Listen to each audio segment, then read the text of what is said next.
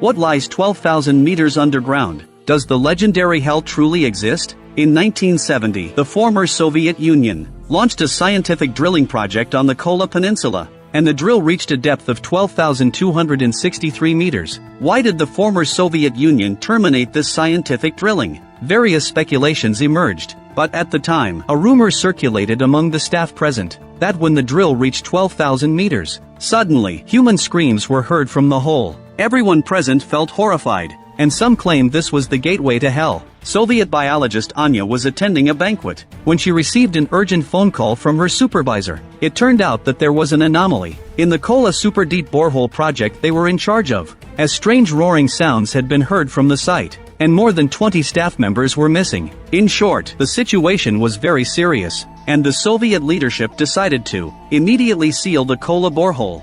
SA biologist Anya was invited to go there as well. Upon hearing this, Anya didn't dare to delay, and she took a helicopter to the Kola Peninsula that night. Accompanying her were her supervisor Yuri and the guard Hayev. Before the helicopter had even landed, the three sensed the tense atmosphere in the air. The area was filled with Soviet soldiers, and they were all fully prepared. Then they saw through the window that a missing person had actually managed to escape. He stumbled out, moving in a bizarre manner, and everyone immediately became highly alert. Just as someone was about to approach and ask, the researcher actually set off a grenade and blew himself up. The people inside the helicopter were also affected by the shockwave. Fortunately, everyone was only cut by glass shards. After Anya regained consciousness, she immediately approached the body. Anya extracted tissue from the body, and a strange thing happened. What had just been normal flesh and blood, a few seconds later, had turned into a white powder in the test tube. Anya felt a sense of unease. Her instincts told her that something serious was about to happen. She quickly began checking the other surviving workers. Fortunately, the workers showed no physical abnormalities, although everyone was fine physically, but they were psychologically deeply affected.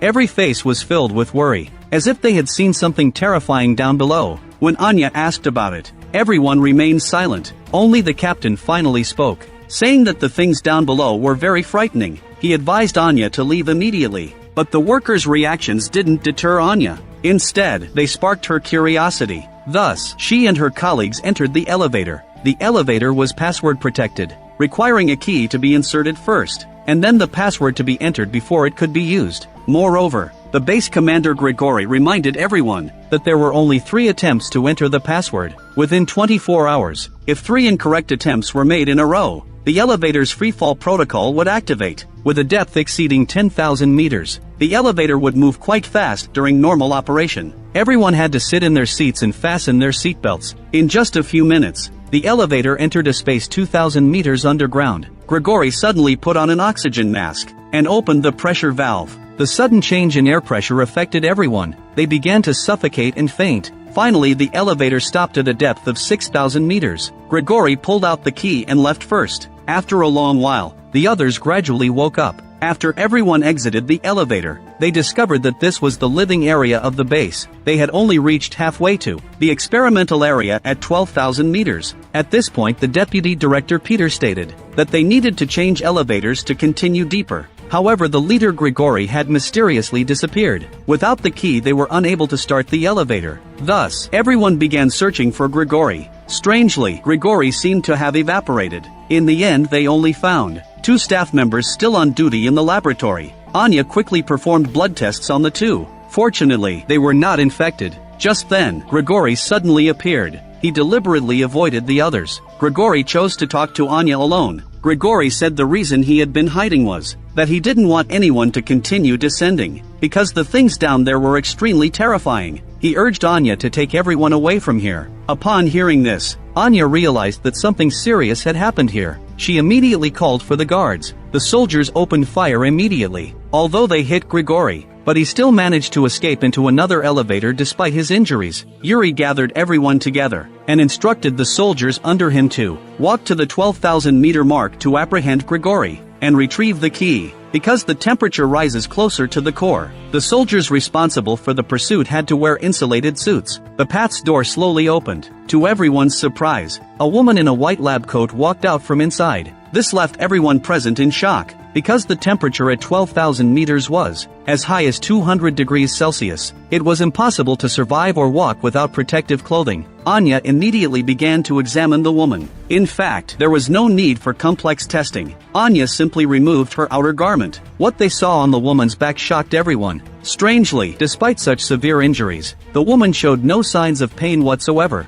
Anya extracted a small piece of tissue from her. Under the microscope's observation, the colonies were reproducing at an astonishing rate, and this rate of reproduction would soon erode the host. Not only that, Anya also discovered its infectious nature. In summary, this was a terrifying ancient pathogen. What was even more frightening was, just as Anya was intensifying her research, the infected woman's body showed abnormal reactions. First, her fingers began to twist unnaturally. Then she started to violently bang her head against the glass of the isolation room. On the other side, the advancing Vanguard team also brought bad news. They encountered attacks from unidentified creatures underground. The casualties were heavy. Just as Yuri was feeling frustrated, Grigori's voice came over the intercom. He angrily accused everyone of trying to dissuade him. Now the situation had escalated to an irreversible point. Everyone would have to be buried here. After finishing, Grigori activated the self-destruct sequence for the living area. The pressure pipes began to leak everywhere. Hayev calculated that if this continued, everyone would be crushed into a pulp in 40 minutes. Upon hearing this, Yuri remained calm. Because the infected survivor had already been located, everyone was carrying her as they escaped from the path. There was still time. He ordered Anya and Hayev to bring the infected person. When the two returned to the isolation room, the scene before them was shocking. The infected person disappeared and was replaced by the bacterial community in the room. The woman had long been decomposed by the bacteria. What was even more terrifying was, the woman seemed to still retain some consciousness. In such a terrifying environment, Anya still didn't forget her identity as a biologist. She planned to continue extracting the bacterial tissue. Just then, two abscesses suddenly burst, and potent bacteria gas erupted from them. Anya hurriedly put on her oxygen mask, but Hayev was caught off guard. He was infected by the bacteria. At this moment, Anya seemed to think of something. She took the bacterial test tube into the cold storage room. Sure enough, as she had hypothesized, the colonies rapidly turned to powder in the cold environment. This explained why the bacteria appeared in the high-temperature depths, and why they preferred to inhabit human bodies. Anya expressed her anxiety to her supervisor Yuri. If this bacteria were to be taken out, the warm, humid, and densely populated contemporary society was simply a perfect Petri dish for them, and could potentially cause a great disaster. Upon hearing this, Yuri was unfazed. This was undoubtedly an extremely significant scientific discovery. He could use this to become the greatest scientist in the Soviet Union and even the world. Anya no longer argued. She had to put on the insulated suit with Yuri and the other guards. They prepared to leave through the path. As the gate opened, another figure walked out from inside. This was a team member who had been sent deeper earlier. At this moment, his left arm was gone and he stumbled. He looked back as he walked, as if something was still chasing him from behind. The sight shocked everyone. Yuri immediately ordered the gate to be closed. Then a loud banging sound came from the path. Everyone was terrified. They all rushed back to the living area. Now the path was occupied. The elevator was out of order, and the air pressure was gradually decreasing. They had reached a critical moment of life and death. Finally, the elevator technician stepped forward.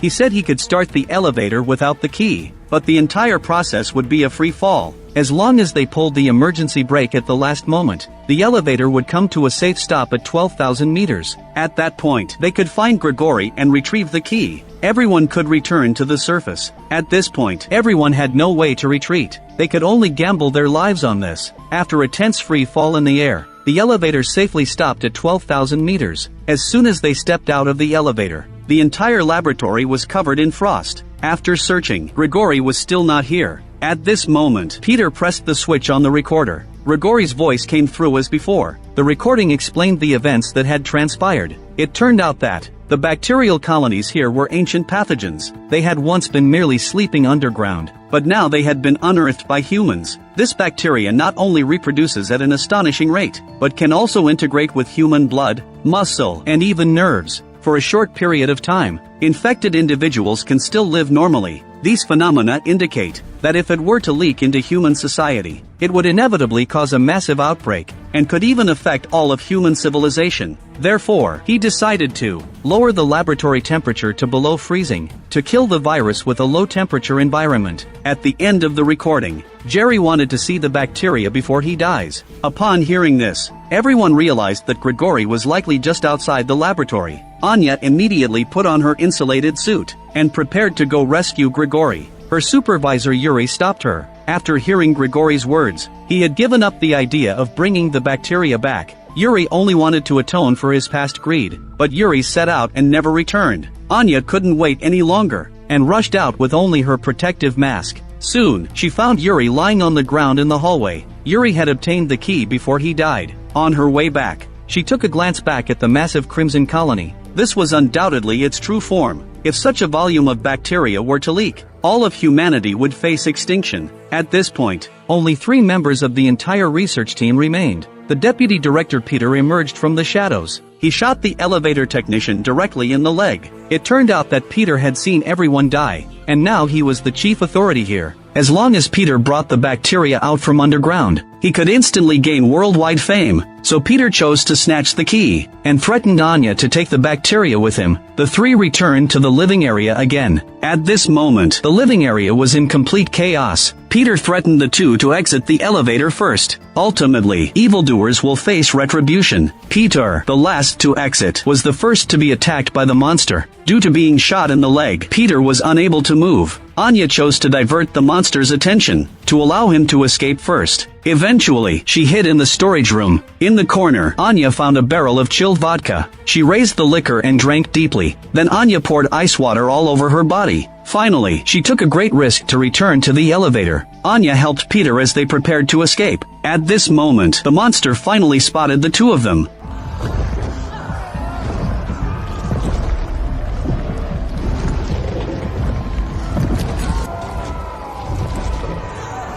At the last moment, the elevator doors successfully closed. Just as Anya and Peter were about to breathe a sigh of relief, they unexpectedly discovered that there was actually an infected corpse in the elevator. The 2 unprepared individuals had already inhaled the infection. In order to prevent the bacteria from reaching the surface, Anya pulled out the key. But this action enraged the technician. He was unwilling to die here. Just as Anya was about to be choked to death by him, the infected corpse suddenly reacted.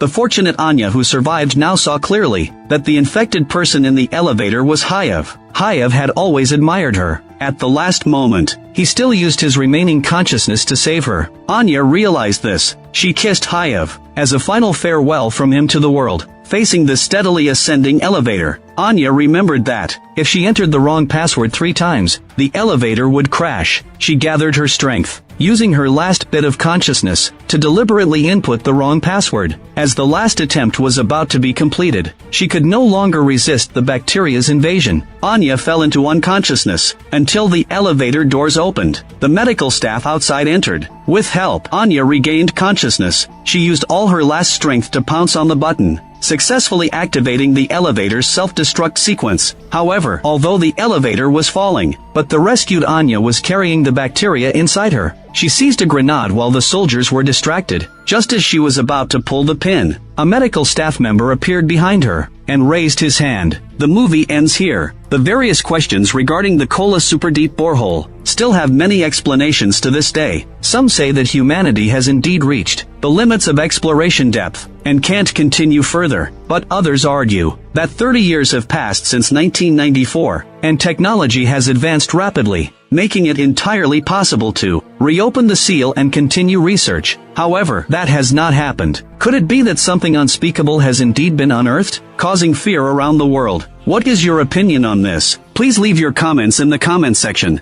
For those interested in such movies, you can also search for the original film, The Kola Super Deep Borehole, to watch. If you enjoy my channel, please click subscribe.